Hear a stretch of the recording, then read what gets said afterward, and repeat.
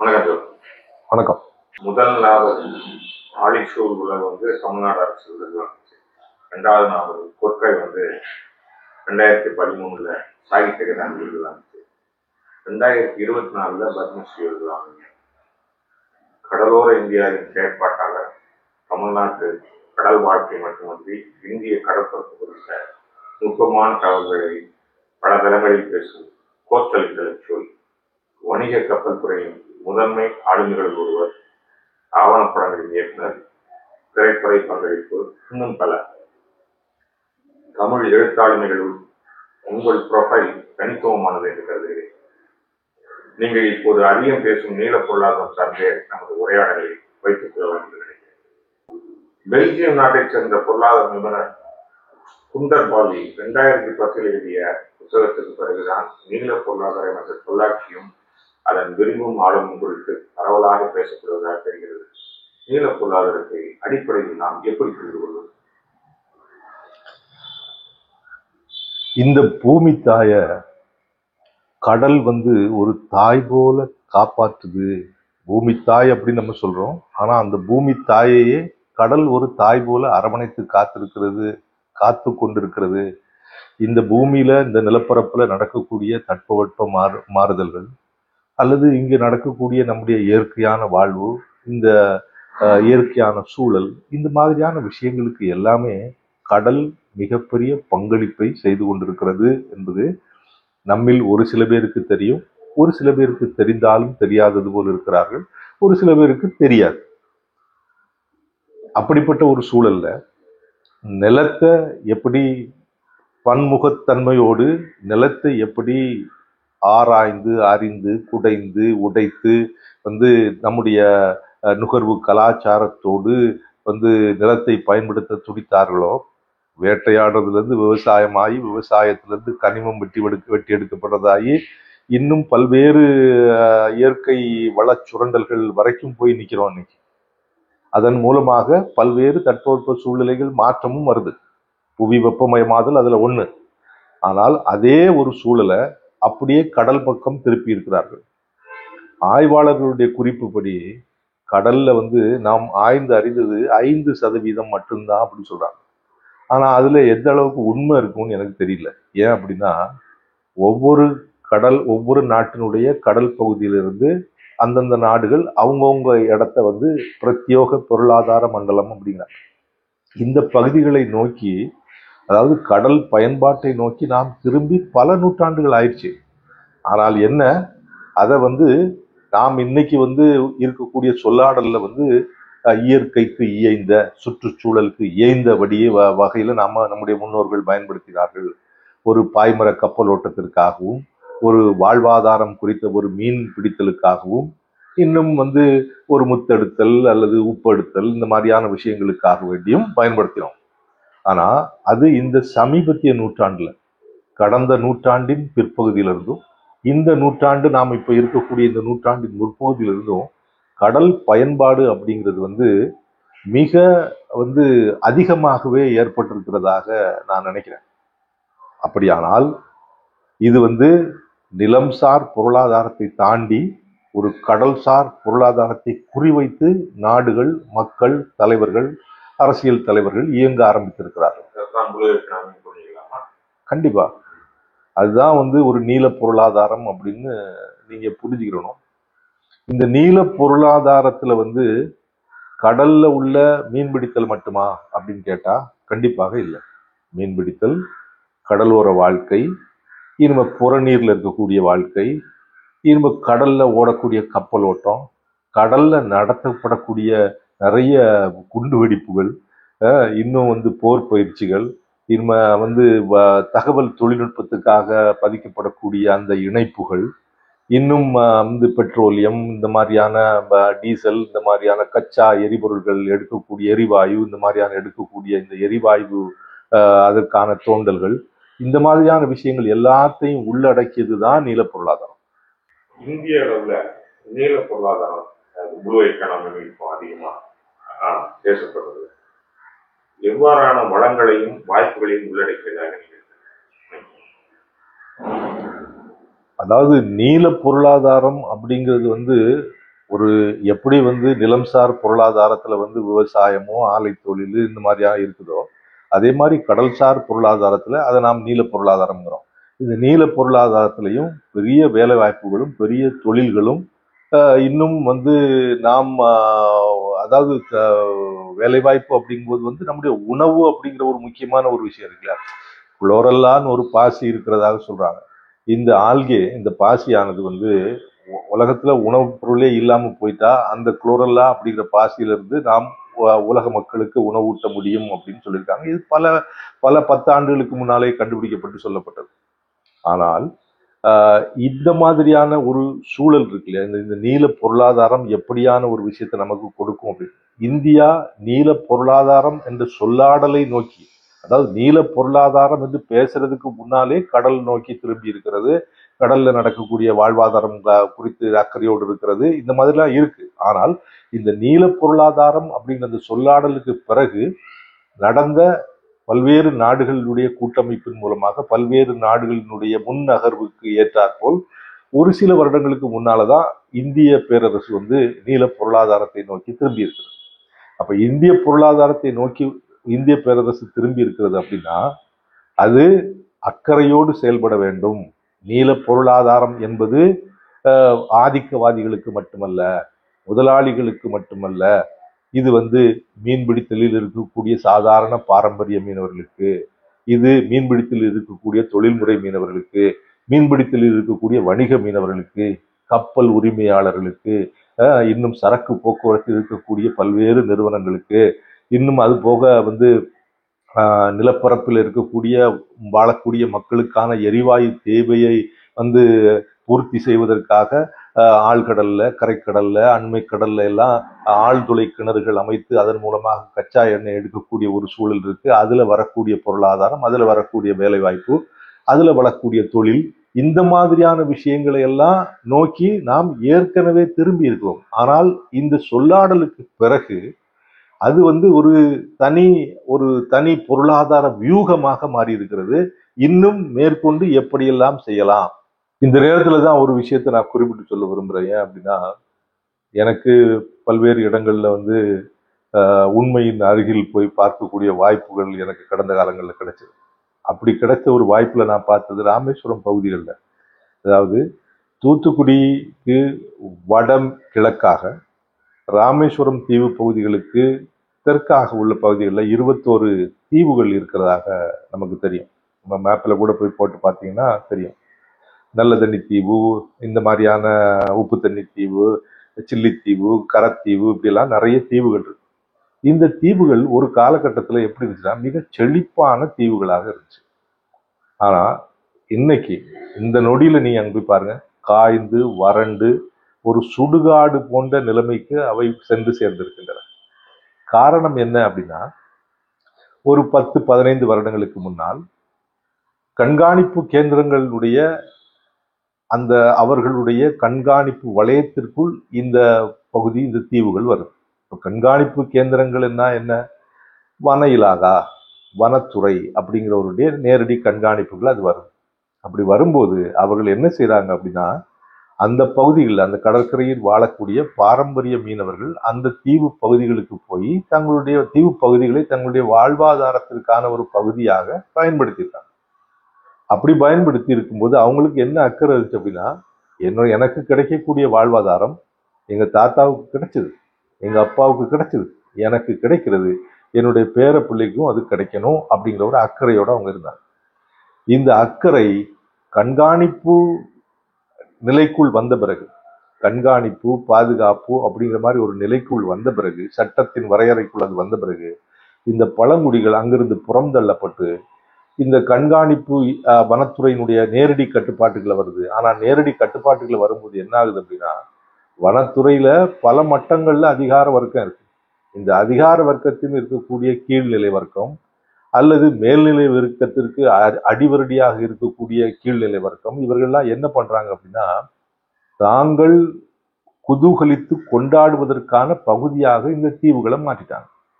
அப்ப குதூகலித்து கொண்டாடுவதற்கு அவர்கள் உறவினர்கள், அவர்களுடைய நண்பர்கள் இவர்களோடு சேர்ந்து அந்த பகுதிகளுக்கு சென்று வளமான இந்த பகுதியில் நம்ம வந்து குதூகலித்து கொண்டாடலாமே அப்படின்னு கொண்டாடி தீர்த்ததன் விளைவு அங்க அக்கறையோடு பாதுகாத்த அந்த பாரம்பரிய மீனவருடைய பாதுகாப்பு போய் அது இன்னைக்கு வறண்ட சுடுகாட்டு நிலைமைக்கு போய் சேர்ந்திருக்கிறது.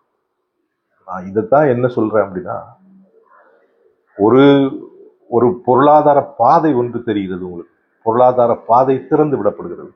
அப்படி திறந்து விடப்படும் போது அங்கு பாரம்பரியமாய் தொழில் செய்தவர்களை புறந்தள்ளிவிட்டு நீங்கள் உங்கள் பொருளாதாரத்தை வளப்படுத்துகிறீர்கள் என்றால் அது ஒரு காலகட்டத்திற்கு பிறகு நிச்சயமாக சுடுகாடா மாறிடும்.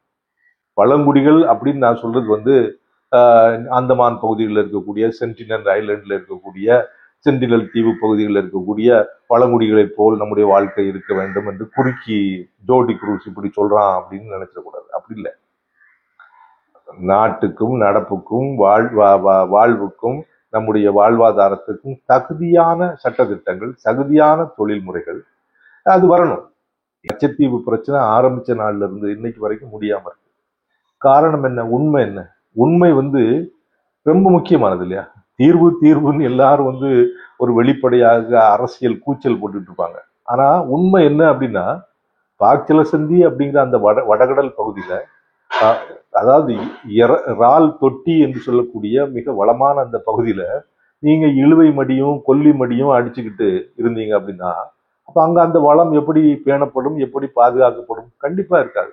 ஒரு பகுதியில் இருக்கக்கூடிய மீனவர்கள் தங்களுடைய அரசின் சட்டத்திட்டத்திற்கு உடன்பட்டு பாரம்பரிய முறைப்படி மீன்பிடிக்க, இன்னொரு நாட்டு பகுதியிலிருந்து அந்த பகுதியில பாரம்பரியமாக மீன்பிடித்த நாம் அங்க போய் இரட்டை மடியும் கொல்லி மடியும் அடித்தால் அந்த இயற்கை வளம் எப்படி பாதுகாக்கப்படும்? நடைமுறைக்கு ஏற்ற ஒரு வாழ்க்கை, அதற்கு ஏற்ற சட்டத்திட்டங்கள், அதற்கு ஏற்ற இயற்கை சூழலை பாதுகாக்கக்கூடிய ஒரு சூழல், அதை பாதுகாக்கக்கூடிய திறமை வாய்ந்தவர்கள், தகுதி வாய்ந்தவர்கள், அக்கறையானவர்களும் அங்கு இருக்கணும். அவர்களோடு அதாவது சப்கே சாத் சப்கே விகாஸ் அப்படின்னு சொல்றாங்களே இன்னைக்கு, அந்த மாதிரி எல்லாரோடும் எல்லாருக்காகவும் அப்படிங்கிற மாதிரி ஒரு நிலை வரும்போது அப்படி எல்லாருக்கும் எல்லாராலும் எல்லாருக்குமாக அப்படி இருக்கக்கூடிய ஒரு வாய்ப்பு அந்த பொருளாதார பாதை திறந்து விடப்படும் போது கண்டிப்பாக அது ஒரு முன்னேற்றத்தை காணும் அப்படிங்கிறதுதான் என்னுடைய நம்பிக்கை. பசுமை புரட்சி, வெள்ளை புரட்சி வரிசையில் நீல புரட்சியை பார்க்கலாமா? அதனிலும் பெரிதானது அதிவேக வளர்ச்சி வாய்ப்புகளை உள்ளடக்கிய துறையாக கருதப்படும் நெக்ஸ்ட் சன்ரைஸ் செக்டார் என்று சொல்லலாமா? அதாவது பசுமை புரட்சி அப்படின்னு குறிப்பிட்டீங்க, அது போக வந்து வெள்ளை புரட்சின்னு சொன்னீங்க. பசுமை புரட்சி நம்ம எல்லாருக்கும் தெரியும். இந்தியாவில் உள்ள பஞ்சம், இந்த மாதிரியான வந்து பெருகி வரக்கூடிய மக்கள் தொகையின் காரணமாக கண்டிப்பா மக்கள் பசியும் பட்டினியுமாக இருக்கிறார்கள். நம்முடைய இயற்கையான விவசாய முறை அவர்களுக்கு வயிற்றுக்கு சோறிடுவதற்கு போதாது அப்படிங்கிற ஒரு சூழல் வருகிறது. அந்த மாதிரி ஒரு சூழல்ல ஆய்வறிஞர்கள், அறிவியலாளர்கள் கண்டுபிடிச்சு வந்து விதவிதமான நெல் வகைகள், விதவிதமான உரங்கள், அந்த உரத்துக்கு போட்டா இதெல்லாம் வரும் அப்படிங்கிற போது, ஆனால் ஒரு விஷயத்த மட்டும் விட்டுட்டாங்க. எப்படின்னா, நான் பசியை ஆற்றப் போகிறேன், வயிற்றுக்கு சோறிடப் போகிறேன் அப்படின்னு அந்த புகுந்த அந்த விஞ்ஞானம் என்னுடைய நிலத்தை மலடாக்கி விட்டது. அப்போ இரண்டையும் வந்து ஒரு சம அளவுல பண்ற மாதிரி நான் வயிற்றுக்கு சோறிட வேண்டும், அதே நேரத்துல என்னுடைய நிலமும் மலடாகாமல் பாதுகாக்கப்பட வேண்டும் அப்படிங்கிற மாதிரியான ஒரு சூழல் இருந்தா, இந்த ஒரு உதாரணம் நீங்க சொன்ன வந்து அந்த பச்சை பொருளாதாரம் இருக்குல்ல, கிரீன் ரெவல்யூஷன் அப்படிங்கக்கூடிய பசுமை புரட்சி பெண்முறைகள் இருக்கும் சொல்லி பெரிதா யாரும் கணிக்க முடியல இல்லையா? அதனாலதான் நான் என்ன சொல்லுவாருன்னா, அப்படியான ஒரு உதாரணம் நம் முன்னால் இருக்கிறது. அதாவது வெண்மை புரட்சி அப்படிங்கிறது வந்து குரியன் வந்து குஜராத்தினுடைய அந்த பகுதிகளுக்கு போறாரு. போயிட்டு அங்க என்ன பண்றாரு அப்படின்னா, நான் வந்து ஒரு பெரிய பொருளாதார சக்தியாக மாற போறேன், அதற்காக முதலாளித்துவத்துக்கு வித்திட போறேன்னு போல. எப்படி போனார் அப்படின்னா, அங்க உள்ள சிறு குறு பால் உற்பத்தியாளர்களை போய் பார்க்கிறாரு. அவர்களுக்கு வாழ்வளிக்க வேண்டும்ங்கிற வந்து ஒரு நோக்கம் வருது. அந்த தெளிவு பால் உற்பத்தியாளர்கள்ட்ட பயணித்த அதன் மேற்பார்வையாளர்களுக்கு, அதை உருவாக்கியவர்களுக்கு ஓரளவு இருந்ததுனாலதான் இந்த அமுல் அப்படிங்கிற அந்த பகுதியில் இருக்கக்கூடிய ஆனந்த் அப்படிங்கிற, குஜராத்தில் ஆனந்த் அப்படிங்கிற பகுதியில் இருக்கக்கூடிய அந்த பகுதி ஒரு வெண் புரட்சியாக மாறி, வெண்மை புரட்சியாக மாறி அது இன்னைக்கு வரைக்கும் வந்து வெற்றிகரமாக செயல்பட்டு கொண்டிருக்கிறது. அது போன்ற தெளிவு நீல புரட்சியிலையும் இருக்கணும்னு அப்படியான ஒரு புரட்சி. ஏன்னா நமக்கு வந்து 2 உதாரணங்கள் இருக்கு.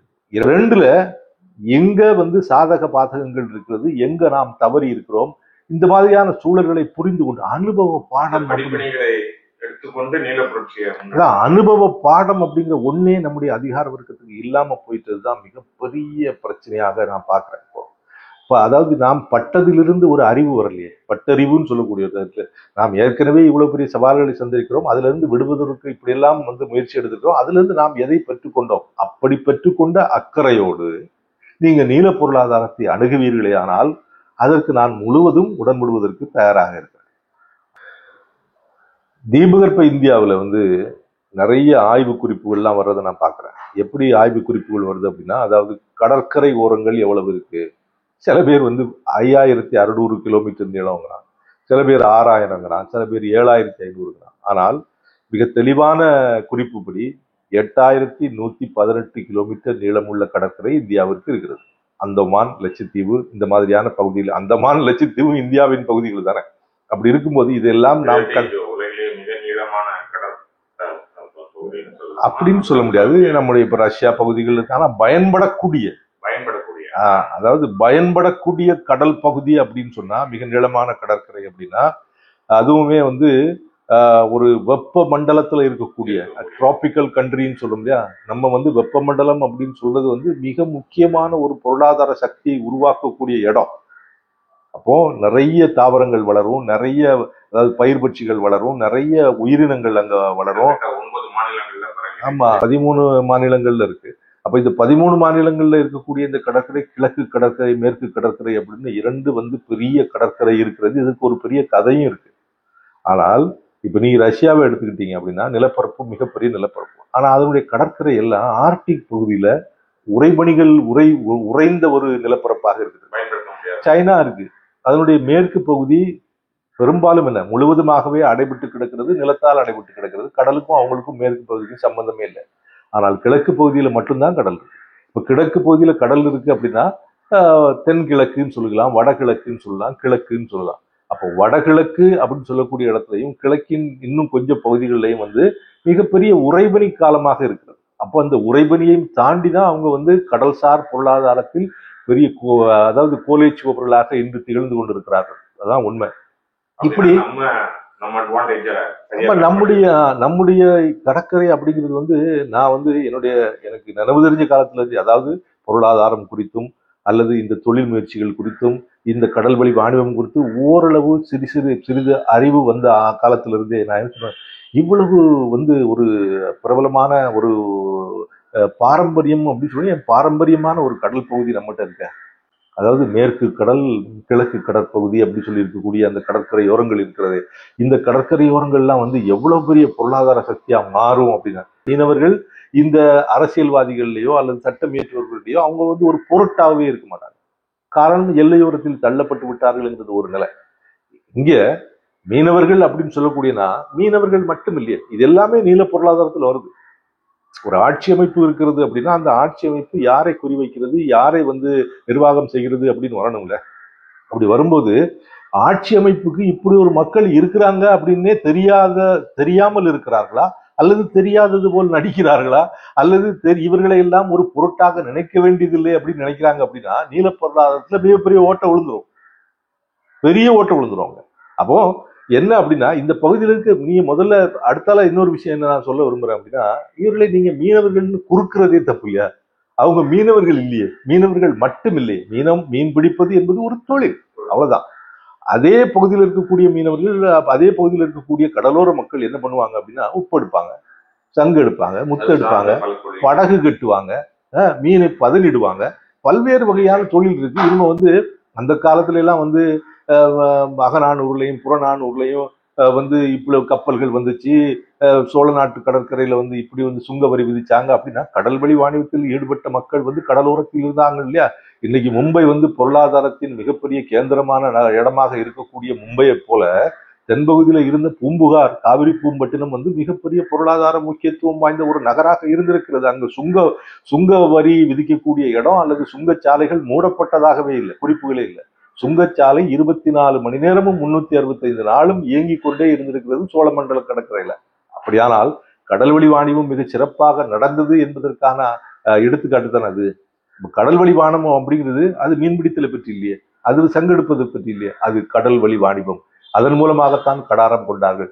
இங்கிருந்து தென்கிழக்கு பிரதேசங்களை நோக்கி போயிருக்காங்க, சீன கடலை நோக்கி போயிருக்காங்க, மலேசியா பர்மாங்கெல்லாம் ரொம்ப பக்கத்து வீடு மாதிரி போயிருக்காங்க. இப்படியான கடல் வழி வாணிபம் மிகச் சிறந்து இருந்திருக்கு.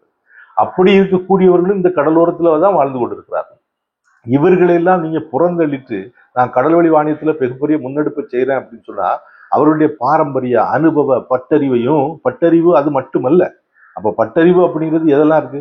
நீங்க வந்துட்டு அவங்க கடலோடும் வித்தை தெரியும், காற்றின் திசை தெரியும், வானத்தில் இருக்கக்கூடிய நட்சத்திரங்களை பார்த்து நாளிகை சொல்வார்கள். இது மட்டுமல்லையே, பல்வேறு நாடுகள்ல அவர்களுக்கு ஒரு நெட்வொர்க்கிங் சொல்லுவாங்க இல்லையா, இந்த நெட்வொர்க்கிங் மூலம் யாருக்கு மிளகு அனுப்பணும், யாருக்கு மிளகாய் அனுப்பணும், நல்ல மிளகு யாருக்கு அனுப்பணும், இந்த மாதிரியான யாருக்கு பட்டு அனுப்பணும், யாருக்கு மஸ்லின் அனுப்பணும், யார்கிட்ட இந்த பொருள் போனா எப்படி கிடைக்கும், இப்படி என்ன பணம் திருப்பி வருமா வராதா, நம்ம என்ன பொருள் கொடுக்கறதுங்கிற அறிவு இருக்கு இல்லையா, இந்த அறிவு இருக்கு இல்லையா, எந்த நாட்டுக்கு எந்த நிலப்பரப்புக்கு நம்முடைய எந்த பொருட்கள் போகணும் அப்படிங்கிற மாதிரி இருக்கு இல்லையா. இன்னைக்கு தமிழ்நாட்டு கடற்கரையில உட்கார்ந்து நம்ம இதை பேசிட்டு இருக்கோம். ஆனா கலிங்கம் அப்படின்னு ஒரு இடம் இருக்கு இல்லையா, ஒரிசா. இந்த ஒரிசா மிகப்பெரிய கடல் வாணிபத்தின் மிக முக்கியமான ஒரு துறைமுகமாக அது இருந்திருக்கு. அப்படிப்பட்ட பகுதிகள்லாம் இந்தியாவில் தான் இருந்துச்சு. நாம அதை பற்றி எல்லாம் பேசுறது இல்லை. அப்ப இது எல்லாம் தான் நில பொருளாதாரம். அதனுடைய தொடர்ச்சியான அடுத்த கேள்வி அப்படிதான். இதுல தமிழ்நாட்டுக்குள்ள தனி அட்வான்டேஜ் என்ன, இங்க உள்ள வாய்ப்பு என்ன, நம்ம எப்படி இதை பயன்படுத்துறது சூழல அப்படிங்கிற மாதிரி நீங்க நினைக்கிறீங்க? அதாவது இருக்கக்கூடிய 13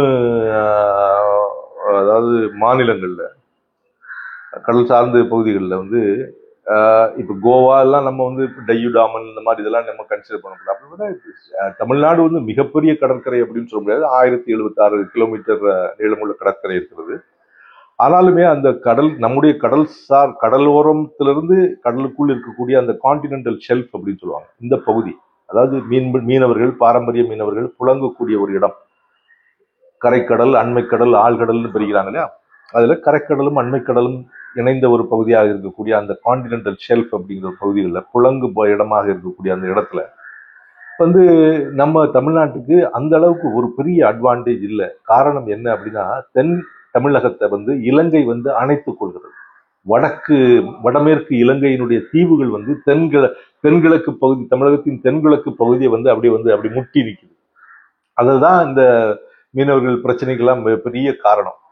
அந்த மாதிரி முட்டி நிற்கிறது தான் அந்த ஒரு நில அரவணைப்பு தான் கன்னியாகுமரிக்கு கிழக்காக நம்ம இந்த அதாவது ஒரு பெரிய இது நடந்துச்சு இல்லையா, சுனாமி. இந்த சுனாமி நடக்கும்போது இந்த பகுதிகள் பாதுகாக்கப்பட்டதுக்கும் அதுதான் காரணம். ஆனால் அது பல்வேறு ஒரு சைடுல பிளஸ் ஆகும், இன்னொரு சைடுல மைனஸ் ஆகும் இருக்கு இல்லையா. அது போல தமிழகத்தின் கடற்கரை பகுதி அப்படிங்கிறது ஒரு கேரளாவுக்கு இருப்பதை போல, கேரளா அப்படின்னு நம்முடைய அண்டை மாநிலம் இருக்குது. இந்த அண்டை மாநிலத்தில் இருக்கக்கூடிய கடற்கரை பகுதியோல மிக அவர்களுக்கு பயன்படுவதை போல இங்க பயன்பாடுகள் அந்த அளவுக்கு கிடையாது. காரணம் இயற்கையான அமைப்பு. இந்த இயற்கையான அமைப்புகளை நீங்க என்ன செய்ய முடியும்? அப்ப நீங்க மீன்பிடித்தல் அப்படிங்கிறத மட்டும் சொல்லாம, மீன்பிடித்தல்ல பல்வேறு வகை. கரைக்கடல் மீன்பிடிப்பு, ஆழ்கடல் மீன்பிடிப்பு, அண்மைக்கடல் மீன்பிடிப்பு இருக்கு. இன்னும் கரைக்கடல்லே நீங்க கூண்டு மீன்பிடிப்பு இருக்கு. இன்னும் கரைக்கடல்லே மிகப்பெரிய ஒரு விஷயத்த இன்னும் அரசு முன்னெடுக்காம இருந்துகிட்டே இருக்கு. காரணம் என்ன அப்படின்னா, காப்போபைக்கஸ் அப்படிங்கிற மாதிரி ஒரு பாசி வகை. இந்த காப்போபைக்கஸ் பாசி வகை அப்படிங்கிறது எப்படின்னா, கடலோரத்துல கரைக்கடல்ல ஒரு முட்டளவு தண்ணியில போகக்கூடிய நீங்க விவசாயம் பண்ணக்கூடிய ஒரு வகையான பாசி. இந்த காப்போபைக்கஸ் பொருளாதார முக்கியத்துவம் வாய்ந்தது. நிறைய அது ஒரு இம்போர்ட் சப்சிடி அப்படின்னா ஆமா இருக்கிறது.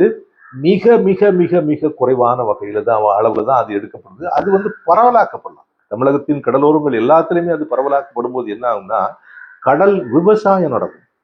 கடற்கரை பகுதிகள், புறநீர் பகுதிகள், கடல் வரக்கூடிய அந்த நிலப்பகுதிகள் எல்லாத்திலுமே ஒரு பெரிய விவசாயம் நடக்கும்.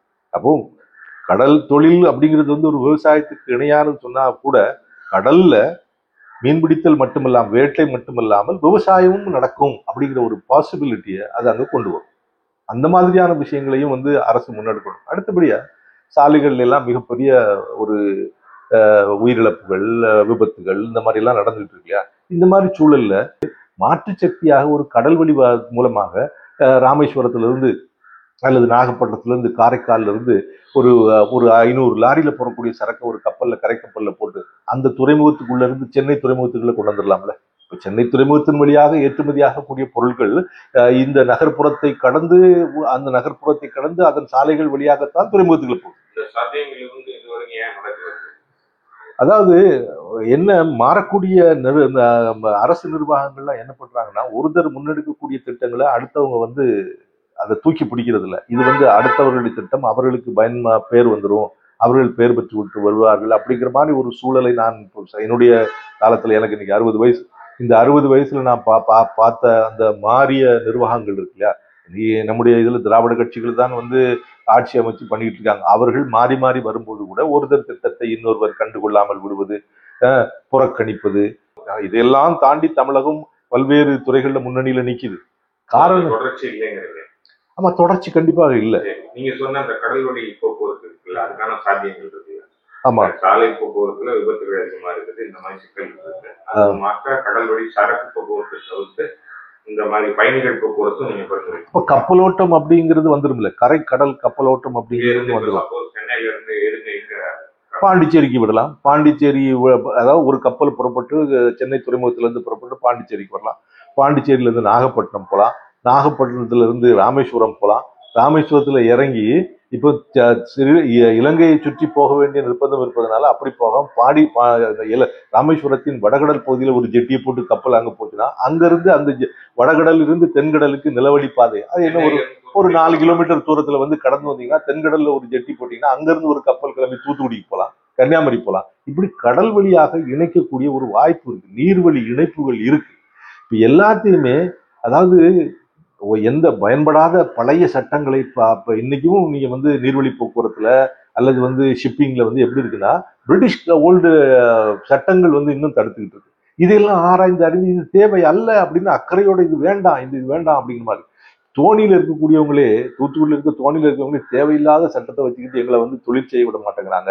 நாங்கெல்லாம் இப்ப பாய் ஓட்டலே இல்லை. ஒரு பாய் வந்து இப்போ செயிலிங் வெசல் அப்படின்னு காட்டுறதுக்காண்டி தான் வச்சிருக்கோம் தவிர கோட்டியா அப்படின்னு சொல்லக்கூடிய எந்திரம் பயன்படுத்தக்கூடிய படகுகள் தான் நாங்க வச்சிருக்கோம். 300 டன் 400 டன் அப்படிங்கும்போது பழைய according to merchant marine act அப்படிங்கிறது போட்டு 1556 1900 அப்படின்னு பேசிக்கிட்டு அந்த சட்டத்தின் மூலம் நீங்க போகக்கூடாது, உங்களுக்கு கிளைமேட் சரியில்லை அப்படின்னு. கிளைமேட் சரியில்லை அப்படிங்கிறது வந்து அந்த கப்பல் தலைவன் முடிவெடுக்கட்டும் அப்படிங்கிற மாதிரி எல்லாம் இது வருது.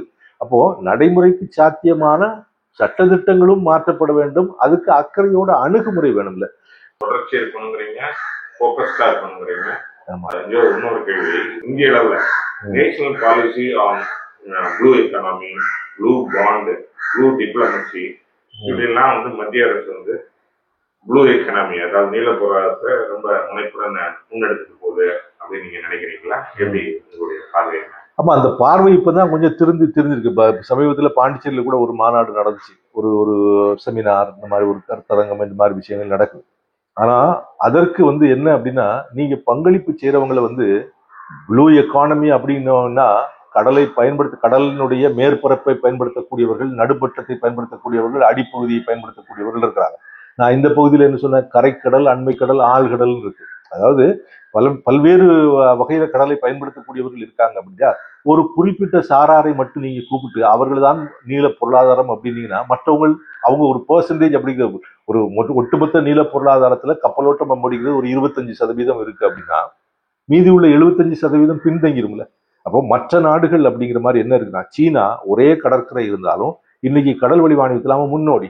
எக்கனாமியில வந்து ஜிடிபியில வந்து அமெரிக்காவை தொடக்கூடிய உயரத்துக்கு கிட்ட நெருங்கிட்டாங்க. எங்க இருந்தோ எங்கேயோ போயிட்டாங்க. அவன் நீல பொருளாதாரத்துல ரொம்ப கவனமா இருக்கான்.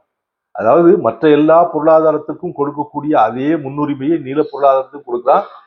நான் ஏற்கனவே உங்ககிட்ட நான் சொன்னேன், எப்படி சொன்னேன் அப்படின்னா, அவர்களுடைய வட கிழக்கு கடற்பகுதி எப்போதும் உறைபனி சூழக்கூடியதாக இருக்கிறது. தென்கிழக்கு பகுதி மட்டும்தான் வந்து, கிழக்கு கடற்கரை பகுதியிலுமே தென்கிழக்கு பகுதி மட்டும்தான் ஓரளவு பயன்படக்கூடியதாக இருக்கு. ஆனாலும் உலகத்தரம் வாய்ந்த 10 துறைமுகங்கள்ல 7 துறைமுகங்கள் சைனாவில தான் இருக்கு.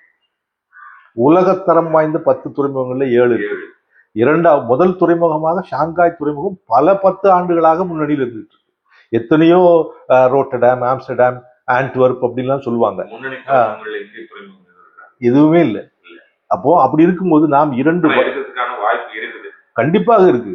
சைனா பகுதியை வந்து சைனா அப்படிங்கிற அந்த அந்த தேசத்தை அவர்களுடைய அந்த கடல்வழி மாநிலத்தினுடைய அந்த ஆளுமையை முறியடிக்கக்கூடிய வல்லமை வந்து இந்திய கடற்புறத்துக்கு இருக்கு, தீபகற்பத்துக்கு இருக்கு, கண்டிப்பா இருக்கு. அதான் இன்னொரு விஷயம் எப்படி புரிஞ்சிடும்னா, நாம் இந்த வெப்பமண்டலத்துல வாழ்றோம். நமக்கு இயற்கையாக கிடைச்ச ஒரு இறைவனுடைய கொடை அது. நாம் வெப்பமண்டலத்தில் இங்கேதான் பல்வேறு மலர்கள் மலரும், இங்கேதான் பல்வேறு உயிர்கள் உயிர் வாழும். இயற்கை வளம் அப்படி செழிக்கும். அப்படி இயற்கை வளம் செழிப்பதனால இங்க இருக்கக்கூடிய மக்களும் இருக்காங்க, உழைப்பாளிகளாக இருக்காங்க. இதுதான் நீங்க நல்லா புரிஞ்சுக்கணும். நீங்க என்னதான் இயற்கை வளம் இருந்தாலும், கனிம வளம் இருந்தாலும், என்னதான் நீங்க வந்து தொழில்நுட்பத்தை கொண்டு வந்தாலும், இந்த தொழில்நுட்பத்தை பயன்படுத்தி இயற்கை வளங்களை மக்களுக்கு ஏற்றதாக மாற்றக்கூடிய வல்லமை பெற்றவர்கள் மனிதர்களாகத்தானே இருக்கிறாங்க. அப்ப அப்படிப்பட்ட மனிதர்கள் வந்து அக்கறையற்றவர்களாக இருந்தால், இந்தியா இன்னைக்கு வந்து முன்னணியில இருக்கு, பொருளாதார முக்கியத்துவமான நாடா இருக்கு, $5 trillion எக்கானமியை நோக்கி பயணித்துக் கொண்டிருக்கிறது அப்படின்னா, அதை கொண்டு போகக்கூடிய சக்தி ஆட்சியாளர்கள் நினைக்கிறீங்களா? அல்லது ஒரு சில முன்னணியில் இருக்கக்கூடிய நிறுவனங்கள் நினைக்கிறீங்களா? கண்டிப்பாக இல்லை. அடித்தளத்துல இருக்க குப்பனும் சுப்பனும் தான். இவன் வந்து விவசாயியாக இருக்கலாம், உழவராக இருக்கலாம், குயவனாக இருக்கலாம், கைவினை கலைஞராக இருக்கலாம், தச்சனாக இருக்கலாம். இப்படி அடித்தள மக்கத்துல இருக்கக்கூடியவன் தான் இந்த பொருளாதாரத்தை தூக்கி கொண்டு போவன் தான் எல்லைச்சாமி மாதிரி நின்றுட்டு இருக்கான். அவன் வந்து உயிரோடு இருக்கிறவரை அவனை நீங்கள் பாதுகாப்பதன் மூலம் இந்த பொருளாதாரத்தை இன்னும் நிறைய முன்னுக்கு கொண்டு வரலாம் அப்படிங்கிற நீல பொருளாதாரமாக இருந்தாலும் பாரம்பரியமான மக்களை அழித்து விட்டு நீங்க நீல பொருளாதாரத்தை எப்படி கொண்டு வருவீங்க? பாரம்பரியமான மக்களை வந்து நீங்க மேம்படுத்தி கொண்டு போது, சமீபத்தில் கூட ஒரு உதாரணமா என்ன அப்படின்னா, கிருஷ்ணப்பட்டினம் அப்படிங்கிற ஒரு துறைமுகம் வந்து நமக்கு வடக்கு பகுதியில் இருக்கு, ஆந்திரா பகுதியில் இருக்கு. இந்த பகுதியில வந்து நம்ம நிறைய துறைமுகங்கள் வந்து முன்னெடுப்பு வரும்போது, அறிவிப்பு வரும்போது அந்த பகுதியில் இருக்க மீனவர்கள் எதிர்ப்பாங்க. காரணம் என்னன்னா, அது அவங்க புழங்கக்கூடிய இடம். இந்த பகுதியில வந்து துறைமுகங்கள் வரணும், நாட்டின் வளம் கருதி, முன்னேற்றம் கருதி ஒரு துறைமுகம் வரணும் அப்படிங்கிற மாதிரி இருக்கும்போது, அப்படி வரும்போது அப்போ என்ன செய்யறாங்க அப்படின்னா, அந்த துறைமுக நிர்வாகம் முதல்ல என்ன பண்ணுச்சு அப்படின்னா, பலாத்காரமாக உள்ள இறங்கி அந்த நில ஆக்கிரமிப்பு செய்யறதை விட்டுட்டு அங்க உள்ள மீனவர்கள்ட்ட உட்கார்ந்து, நாங்க எந்த திட்டத்தை எப்படி முன்னெடுக்க போறோம், நாம் எல்லோரும் இணைந்து இந்த துறைமுகத்தை உருவாக்குவோம் அப்படின்னு கொண்டு வந்தாங்க.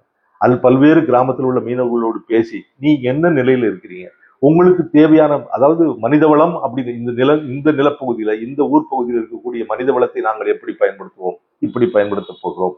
உங்களுடைய நிலத்துக்கான பங்களிப்பு, உங்களுடைய நிலத்துக்கான அந்த வருமானத்தை நாங்கள் உங்களுக்கு எப்படி கொடுப்போம், நீங்க வந்து நிலத்தை எங்களுக்கு விற்றாலும் விற்பனை செய்தாலும் அதற்கான வந்து ஒரு துறைமுகம் எப்படி வந்து ஒரு பொருளாதார சக்தியாக மாறி அது வந்து வருமானத்தை எட்டும் போது உங்களுடைய பங்காக அது எப்படி கிடைக்கும் அப்படிங்கிறது, இந்த மாதிரியான விஷயங்கள்லாம் புரிய வச்சு அந்த ஒட்டுமொத்த பகுதியில் இருக்கக்கூடிய மக்களையும் அந்த ஊர் மக்கள் எல்லாரையும் அப்படியே கையில எடுத்து உண்மையாக சில நிர்வாகங்கள் அதை நடத்தி காட்டியிருக்காங்க. சக்சஸ்ஃபுல்லா கிருஷ்ணப்பட்டினம் இருந்து கொண்டிருக்கிறது.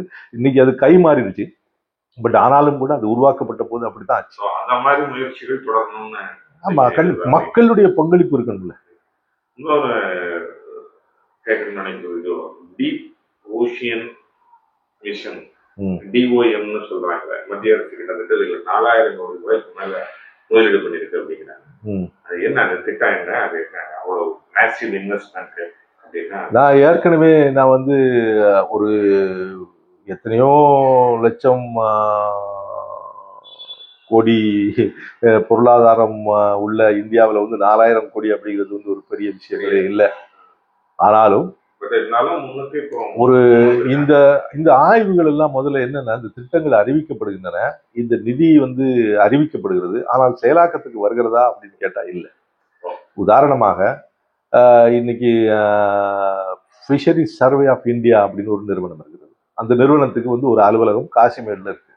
இந்த இடத்த நீங்க போய் பாருங்க, அந்த இடத்த போய் பாருங்க. இது வந்து ஒரு மத்திய அரசு நிறுவனமான்னு சொல்லக்கூடிய அளவுக்கு கூட அதனுடைய செயல்பாடுகள் இருக்காது.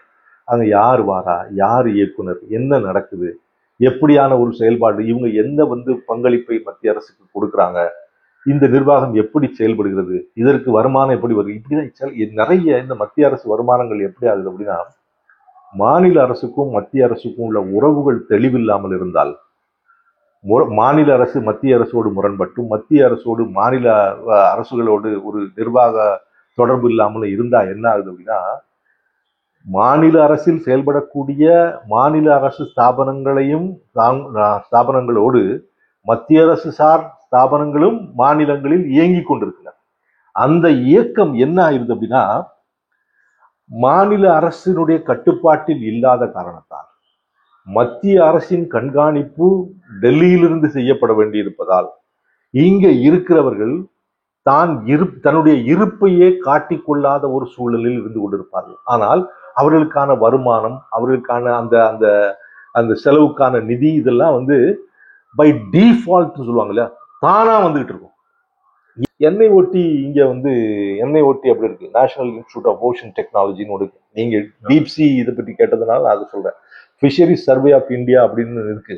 அது போக கடல் சார்ந்த, மீன்பிடித்தல் சார்ந்த, இன்னும் கரை கப்பலோட்டம் சார்ந்த பல்வேறு மத்திய அரசு துறைகள் இயங்கினாலும் இயங்காமல் இருக்கும்போது எப்படி இருக்குமோ அப்படிப்பட்ட ஒரு நிலை இருக்கிறது. மத்திய அரசு இது போன்ற மாநிலங்களில் செயல்படும் நிர்வாகங்களை ஒரு உன்னிப்பாக கவனிச்சாங்க அப்படின்னா நிறைய விஷயங்கள், நிறைய டெவலப்மெண்ட், நிறைய முன்னேற்றம் நாட்டில் நடக்கும். அப்படியான விஷயம் மத்திய மாநில அரசுகளுக்கிடையே அரசியல் ரீதியா முரண்கள் இருக்கிறதுங்கிறது தவிர்க்க முடியாதுல்ல. ஆமா. அது கடந்து எப்படி இணக்கமா ரெண்டு தரப்பும் வந்து மக்கள் நலத்திட்டங்களை செயல்படுத்துறாங்க அப்படிங்கிறது தான் நம்ம எதிர்பார்க்க முடியும். இப்ப இந்த ஒருங்கிணைப்பு இல்லைங்கிறது, அந்த ஒருங்கிணைப்பு தவறுகிறது இல்லையா? ஸோ திட்டங்கள்ல செயல்படுத்துறதுல இந்த மாதிரியான பிரச்சனைகள் இருக்கு. இன்னொரு கேள்வி, உலக எண்ணெய் வணிகத்துல ஒரு 80% இந்திய பெருங்கடல் வழியா நடப்பதாக சொல்றாங்க. இந்திய கடற்பகுதி சர்வதேச வணிக கட்டமைப்புக்கு முக்கிய ஆதாரமா இருக்கு. இந்த நிலையை நமக்கு எப்படி அட்வான்டேஜா சாதகமா பயன்படுத்திக்கலாம் நினைக்கிறீங்க?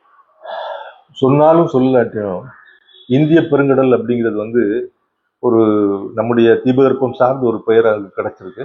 உலகளாவிய அங்கீகாரமும் அதுக்கு இருக்கு.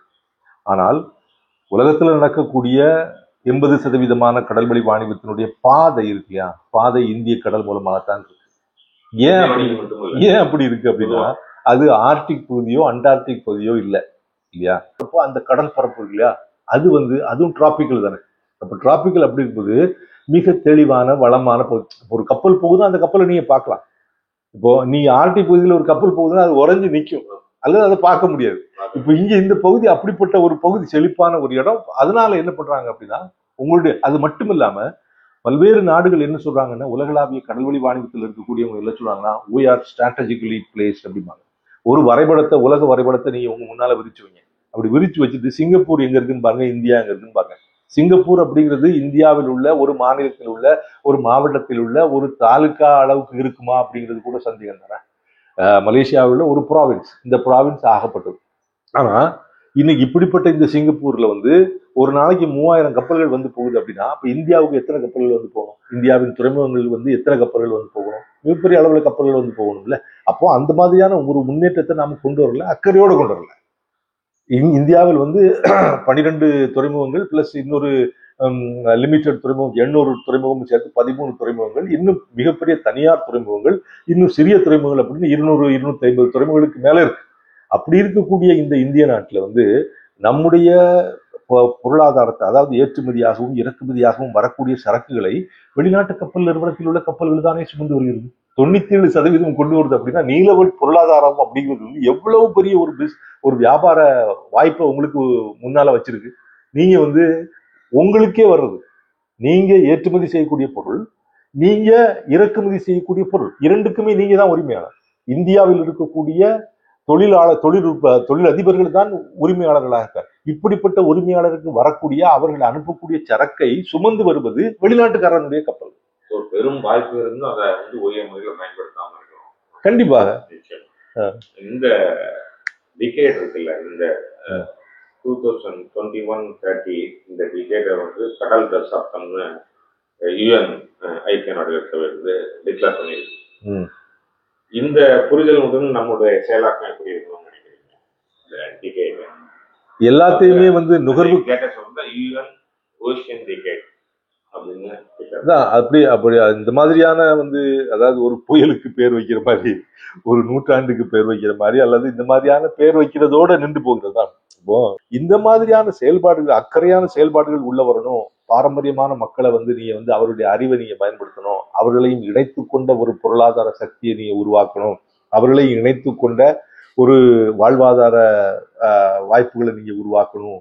அது கப்பலோட்டம் சார்ந்து மட்டுமல்ல, எரிபொருள் எடுக்கிறது மட்டுமல்ல, மீன் பிடித்தல் மட்டுமல்ல, அல்லது மீன் வளர்ப்பு மட்டுமல்ல, விவசாயம் என்று சொல்லக்கூடிய காப்பப்பைக்கஸ் அதை விவசாயங்களை உருவாக்குவது மட்டுமல்ல, அல்லது படகு, கப்பல் கட்டுதல், படகு கட்டுதல், கப்பல் பராமரிப்பு, இந்த மாதிரியான பராமரிப்பு, இந்த மாதிரியான விஷயங்கள்லாம் இருக்குல்ல, இது மட்டும் செய்வதில் எல்லாத்துலேயும் பாரம்பரிய அறிவும் பாரம்பரிய மக்களும் அடித்தள மக்களும் பயன்பாட்டில் இருக்கக்கூடிய அளவுக்கு உங்கள் திட்டங்கள் மட்டும் நன்றா இருந்தால் அது கண்டிப்பாக இன்னொரு லெவலுக்கு போகும். இந்த புவனேஸ்வரத்துல ஜனவரி 23, 24 போன மாசம் தான் தேதியில இன்டர்நேஷனல் ப்ளூ எக்கனாமி கான்ஃபரன்ஸ் நடந்தது.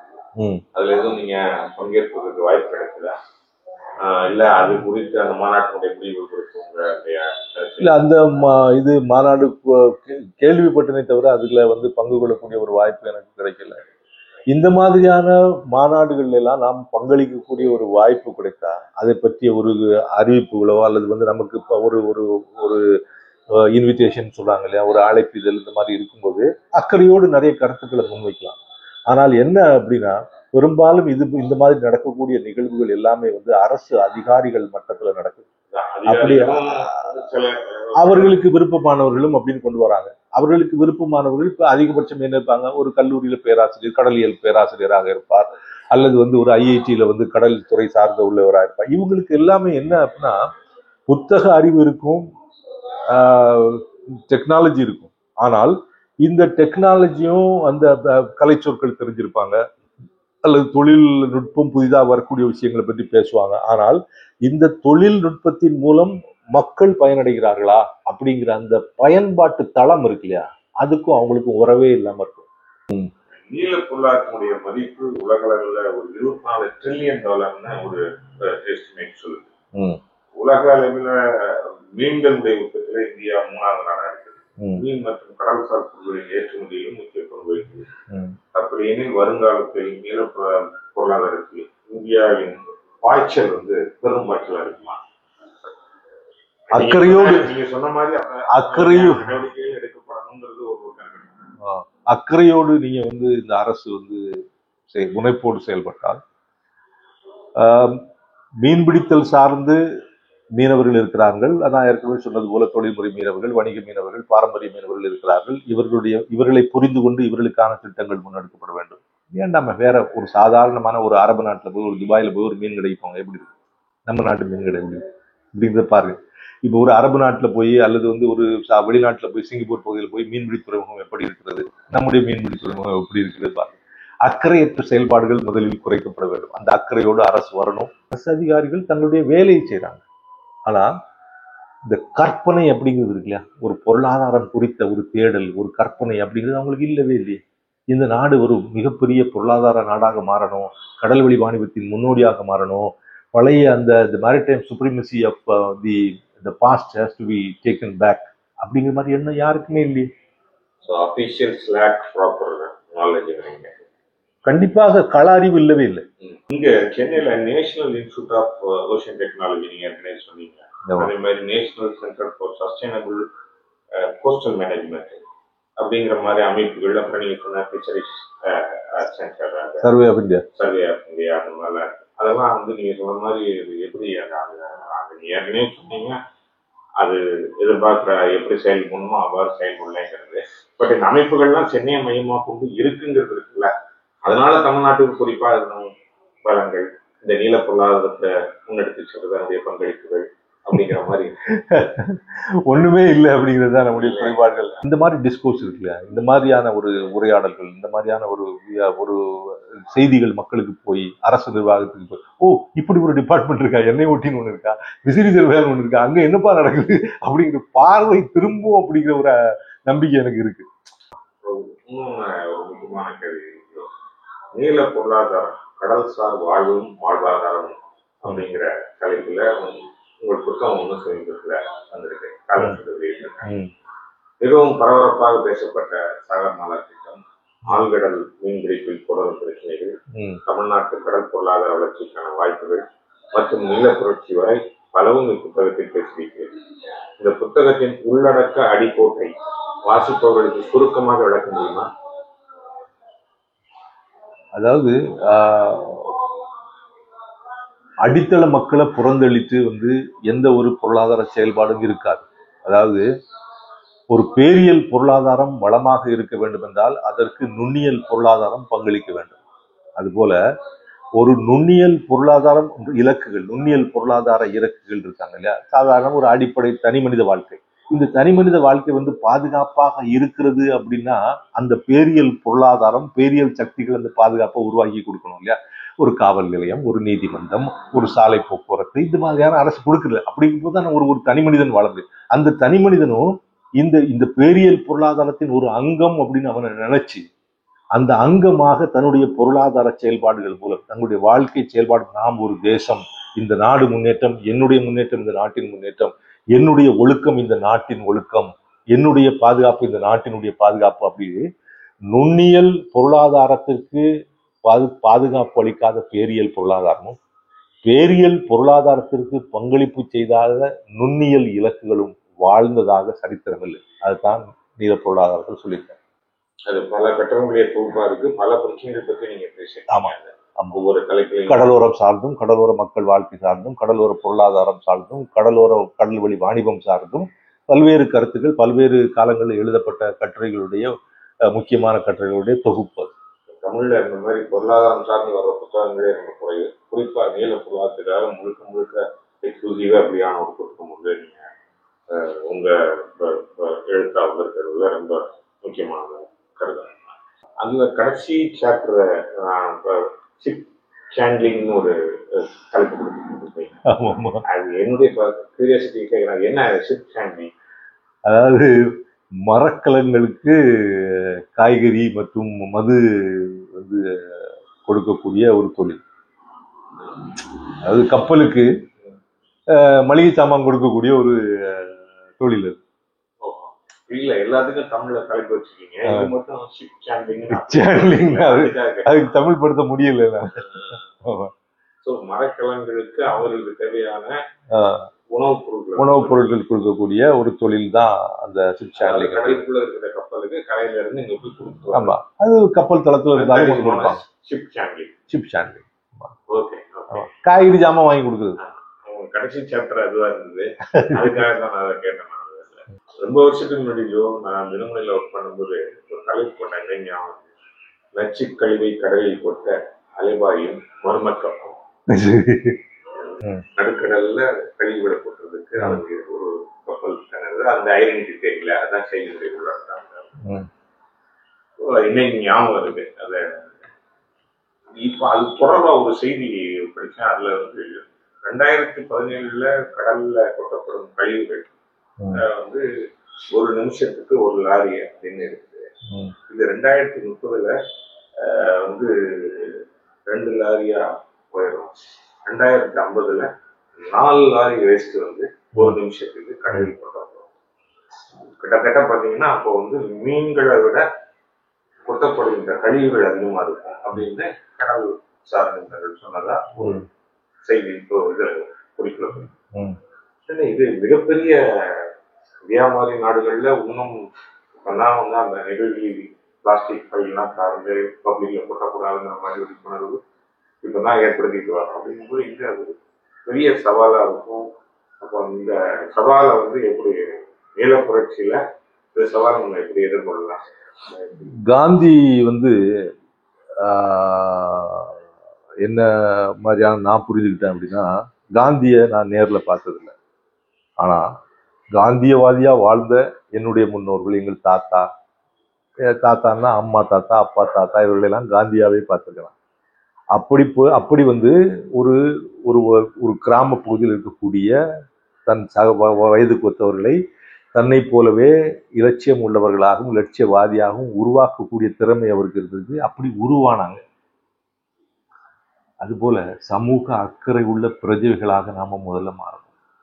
இந்த பிரஜைகளாக நம்ம மாறும்போது இந்திய தேசம் அப்படின்னு உருவாச்சுன்னா காந்தியால வந்துச்சு அப்படின்னா, காந்தி என்ற ஆளுமைகளால, பல்வேறு நிலப்பரப்பில் இருந்த காந்தி ஆளுமைகளால தான் அது கிடைச்சது. அவர் ஒருவரால கிடைக்கல. அப்போ அப்படி இருக்கும்போது நாம் எல்லாருக்குமே அடித்தளத்துல அடி மனசுல வந்து என்ன இருக்குன்னா, நான் என்ன பங்களிப்பு செய்யறேன், நான் வாழ்வதன் மூலம் என்ன பங்களிப்பு செய்யறேன்? நான் ஓடி போய் ஒரு முதலாளி ஆகி 10 கப்பல் வாங்கி தொழில் செய்யணும் அப்படிங்கிறது இல்லை. என்னுடைய கடல் பரப்பும் சுத்தமா இருக்கணும் அப்படிங்கிற என் நினைப்பு எனக்கு இருந்தா, நான் முதல்ல குப்பை கொட்டாம இருந்தா போதும் இல்லை. இந்த மாதிரியான ஒரு நினைப்பு வந்து ஒரு கடலோரத்தில் இருக்க மக்களுக்கு மட்டும் வந்தா போதும் அப்படிங்கிறது இல்லை. ஏன் கடலை இன்று வந்து ஒரு சுற்றுலா கேந்திரமாக மாற்றி இருக்கக்கூடிய நகர்ப்புறத்து மேட்டு நிலத்து சமவெளி சார்ந்த மக்கள் வந்து அந்த எண்ணம் இருக்கும்ல. நானும் குடிச்சிட்டு வீசி எறியக்கூடிய ஒரு பாட்டில் வந்து ஒரு கழிவாக கடல்ல மிதந்துகிட்டு இருக்குல்ல, இது மிதக்கக்கூடாது, அதனால பல உயிர்கள் பாதிக்கப்படுமே அப்படிங்கிற ஒரு அக்கறையான எண்ணம் நம்ம மக்களுக்கு வரணும்ல. இதுல எனக்கு என்னுடைய சுய ஒழுக்கம் கட்டுப்பாடு அப்படிங்கிறது ரொம்ப முக்கியம் இல்லை. நாம் குப்பையை எப்படி கையாள வேண்டும்? கடலை வந்து ஒரு குப்பை தொட்டியாக பயன்படுத்த போகிறோமா, அல்லது கடலை ஒரு தாயாக வந்து தாயாக உருவகித்து அவளை அணைத்துக் கொள்ள விரும்புகிறோமா? கடல் மூலம் இவ்வளவு பெரிய பொருளாதாரம் வரப்போகுது, இப்படியான எண்ணங்கள் நமக்கு இருக்கா? அல்லது கடல் வந்து திரும்ப திரும்ப ஒரு கழிவு தொட்டியாக நாம், அதாவது எதையும் எப்போதும் வீசி எறியலாம் அப்படிங்கிற ஒரு நிலைக்கு கொண்டு போறோமா அப்படிங்கிறத எண்ணம் வந்து நம்ம மக்களுக்கு வாழக்கூடிய சமவெளியாக இருந்தாலும் கடலோரமாக இருந்தாலும் வந்தாலே அது போதும்னு நினைக்கிறேன். கடல் வந்து காப்பாற்றப்படும் எண்ணம் நமக்கு வந்து ஒரு தனி மனிதனுக்கு வரும். அந்த தனி மனிதனுக்கு வரும்போது அதே ஒரு சக்தியாக மாறும் அப்படின்னு நான் நினைக்கிறேன். நீல புரட்சியை வந்து முன்னெடுக்கிறதுல ஒவ்வொரு இந்தியனுடைய தனி மனித கடற்கரைக்காரங்க மட்டும் இல்லை, அதான் சமூக மக்கள் சேர்ந்து இருக்கணும். சொல்றது கடைசியா ஒரு கேள்வி, நீலப்புற பொருளாதாரத்தை வேகமாக முன்னெடுத்து செல்வதற்கு நமது மத்திய மாநில அரசுகளுக்கு நீங்கள் பரிந்துரைக்கும் உடனடி செயல் திட்டங்கள் என்னவாக இருக்கும்? ஸ்போர்ட்ஸ் ஒன்று மத்திய அரசு நிர்வாகத்தின் கீழ் வரணும். அப்படி வரும்போது தான் சர்வதேச அளவில் மற்ற நாடுகளில் இந்த நீல பொருளாதாரம் குறித்து என்னென்ன கருத்துக்கள் வருது, எப்படியான ஆய்வுகள் செய்யப்படுது, அப்படியான ஆய்வுகளில் பங்கேற்பதற்கும் அதை கவனிப்பதற்கும் அது போன்ற அந்த ஆய்வுகளும் கண்காணிப்புகளும் இந்திய நிலப்பரப்பில் எப்படி இருக்கணும்னு நிர்வகிப்பதற்கும் இந்த வந்து ஒரு குழு ரொம்ப முக்கியமானதாக இருக்கும்னு நான் நினைக்கிறேன்.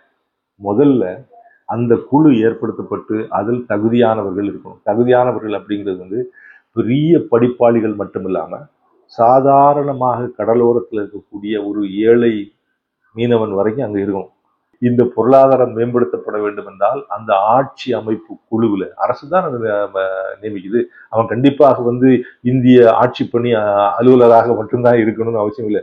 அலுவலரும் இருக்கலாம், பல்வேறு தரப்பட்ட அதிகாரிகளும் இருக்கலாம், கீழே மக்களின் பிரதிநிதியாக தேர்ந்தெடுக்கப்பட்டவர் தான் இருக்கணும். அப்படி இல்லாம ஏதோ வந்து ஒரு நாட்டில் ஒரு ஊர்ல இந்த பகுதியில் வாழக்கூடிய ஒரு மீனவன் எப்படிப்பட்ட மீனவனா இருக்கான், ஒரு கப்பல் ஓட்டுறவன், இந்த கப்பல் ஓட்டுறவன் எப்படிப்பட்டவனா இருக்கான், அப்படி அந்தந்த துறை சார்ந்து ஒரு தனிநபர் நியமனங்கள் கொடுத்து அந்த நியமனங்கள் வந்து அந்த குழுவில் இணைக்கப்பட்டு அந்த குழு நீல பொருளாதாரத்தை வந்து கண்காணிக்கக்கூடிய ஒரு சூழல் ஏற்படுமாயின் உலக தரத்துல இந்திய நீல பொருளாதாரத்துல எடுத்துட்டு போறதுக்கான வாய்ப்பு இருக்கு என்று நான் வந்து நிச்சயமா நம்புறேன்.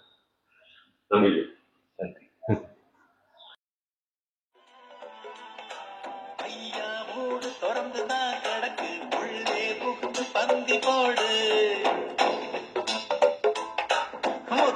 கடல் போடியா கிடக்கு எடுத்து மாலை